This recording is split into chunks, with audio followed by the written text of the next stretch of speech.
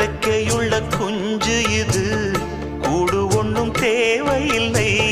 புத்தியுள்ள பிள்ளை இது, கெட்டு நிக்க போவதில்லை. தாயொருத்தி இருந்தா ஒரு தந்தை உண்டு கேளம்மா.